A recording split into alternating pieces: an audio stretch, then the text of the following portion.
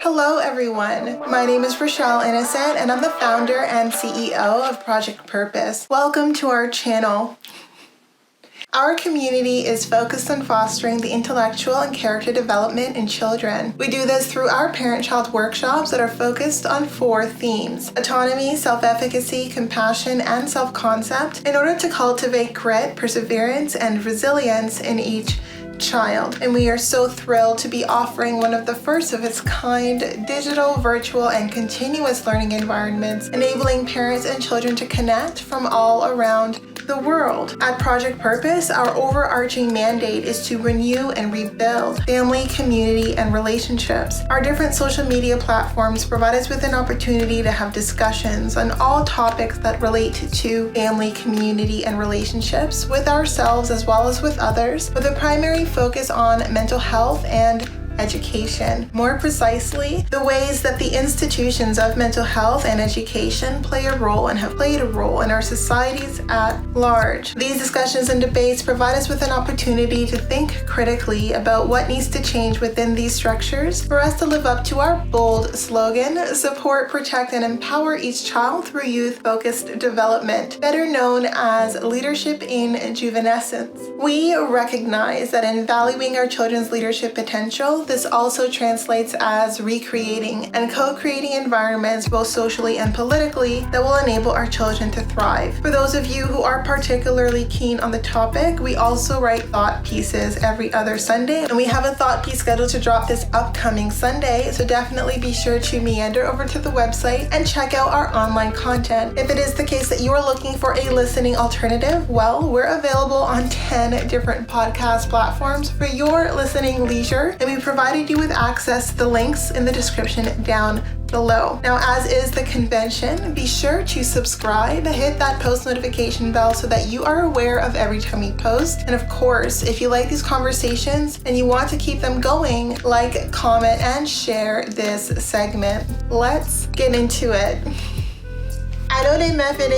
Hello, ladies and gentlemen, and welcome back to another segment here on Project Purpose. For those of you who are new, we cover topics that relate to mental health, mental wellness, and education on a week-by-week basis. And this week, our topic of discussion is education. And on the topic of education this week, we're going to be learning how to critique our own sense of beliefs without judgment. It's an important skill, and it's important to also give ourselves the time to take a look and to introspect, looking deeply into our beliefs, our thoughts, and our desires, the values that drive the decisions that we make and the actions that we take, but without judgment. And I think sometimes what happens is we are made to be aware of a specific belief or a specific way and pattern of thinking because we're confronted with resistance. There's an objection, there's a rebuttal, there's a disruption that's happening within our environment that's forcing us to take a look at that belief. But that disruption comes with its own set of judgments that we either are feeling fairly defensive to or feeling reactionary about. So I'd like to give you a paradigm that I like to utilize when it comes time for me to think critically about my beliefs, and in a way that's as subjective as possible. All of our beliefs are subject to bias, and as we grow, the biases that we take on and that we shed should be shifting and changing with our evolution. But if we're so rigidly upheld to our beliefs, if we feel so defensive about maintaining our beliefs, if we feel so afraid about losing and letting go of the beliefs because we don't want to let go of that part of our identity that dies away with those beliefs, then we lose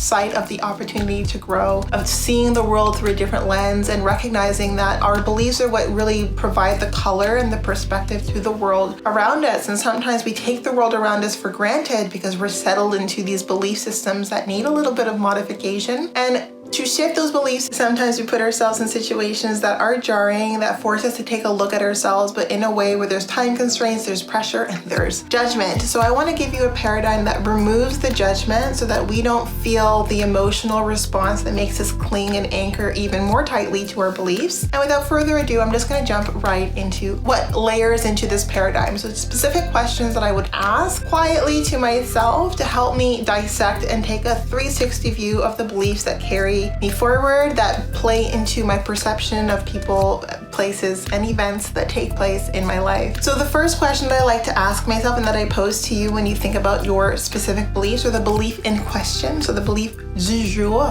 that we're going to be dissecting today, is what do I hold to be true about this belief? So what on this given topic do I hold to be true? And it's important to have a sense of what it is specifically that you hold to be true in relation to whatever context or circumstance or situation or event or topic that we're dissecting, because what you hold to be true will be the anchor point of any other perspective that you take on. It's sort of going to be the focal point, and then you build from there. So that's the first question that I have. I like to put that down to paper and then take a look at it before I move on with the exercise. I'll write down my belief, what it is that I hold to be true, either in all cases or specific to a given context. And then my second question that I ask to myself is, why do I believe this to be true? And it's important because sometimes we believe certain things, but we can't answer the why behind it. So when someone asks us, well, why do you believe that? Like, what feeds into that position? We kind of shrug our shoulders because we don't know. The why is deeply rooted, deeply embedded. But that doesn't mean that we don't have access to it. It just takes some time and some thoughtful introspection without the judgment. So I like to get to the why. And often I find that the first why that comes up is fairly superficial. There's not a lot of depth to it. So we'll find 3 reasons at minimum as to why this belief is something that I carry and that is my anchor point to this conversation before I feel confident that I've really done the work in digging deep into the roots of my values, of my systems of beliefs, so that I have a proper argument and proper supporting argument to support the belief that I carry. And now supporting the positions that I carry. I like to support my positions from an objective view, and the way that I do that is I play devil's advocate to myself. And when I do this to myself, I don't have to worry about being defensive because I feel judged by the positions that I take. So for everything that I hold to be true, and for every why that I position as the supporting argument for the things that I hold to be true, I like to provide a for and against each of those whys. So for those whys, I like to support those whys, not just for arguments that support them, but also contrary arguments that might discount the arguments that I hold to support the specific whys behind those beliefs. And that's important because it reinforces my why. And I think sometimes we reinforce our why by ignoring all of the counter arguments, ignoring all the things that would discount the arguments that we make. But when you can think about the different arguments, like the different things that are for and against the why that feeds into the beliefs that you carry,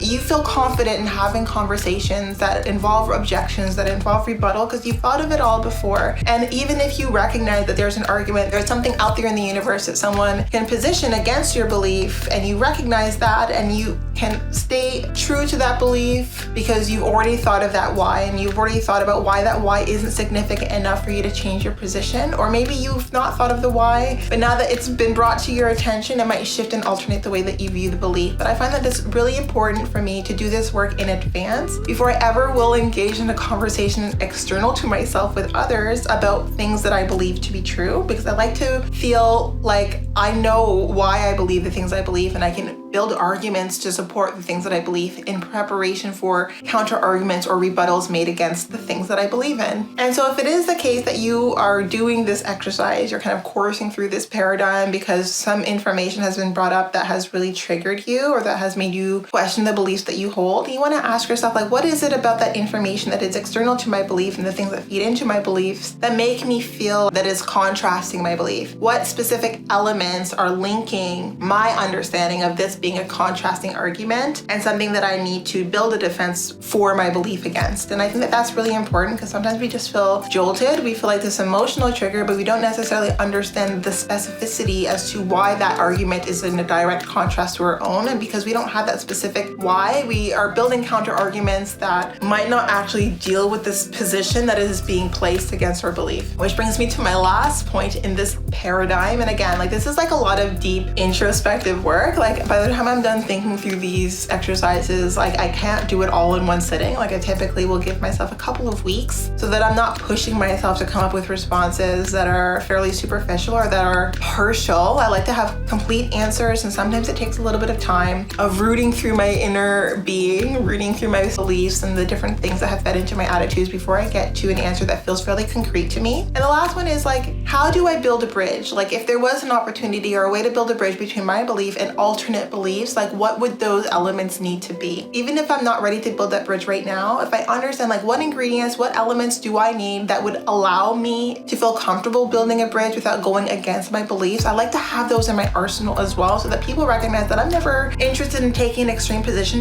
just for the sake of being the devil's advocate. Like when I talk about my beliefs, when I talk about my opinions, they're always subject for review, but I like to think that they're subject for review only in specific arenas, and in those arenas I've thought deeply about. And I mean, there are going to be cases where people bring up something that is outside of what you've pulled together. I like to come to the table when I have conversations about my beliefs with arguments or with elements that potentially alter my point of view or my perspective on things. And also just to show others that when we talk about our beliefs, when we talk about our opinions, it's important that we talk about it open and receptive to the possibility that we might be wrong, to the possibility that we might not have all the appropriate information. And the best way to do that is to do the digging, and in doing the digging we recognize like how much more digging we could actually do as it relates to a belief, because the information that feeds into any given belief is so vast. It is so vast, and a lot of what it is that we pull and anchor into our belief system is limited to our scope of reference and to our scope of experience. In any case,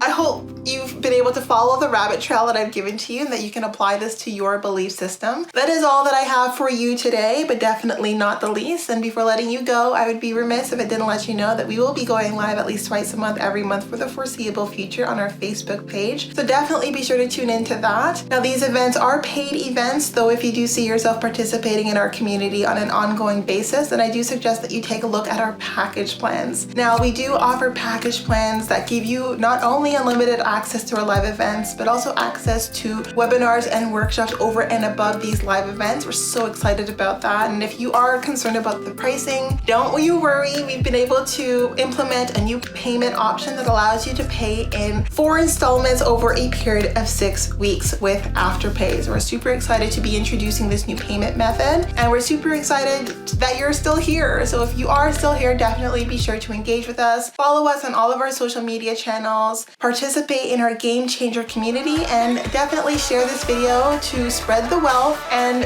support our growth. All of that to say, so happy to have you with me here today, and I look forward to chatting with all of you very soon.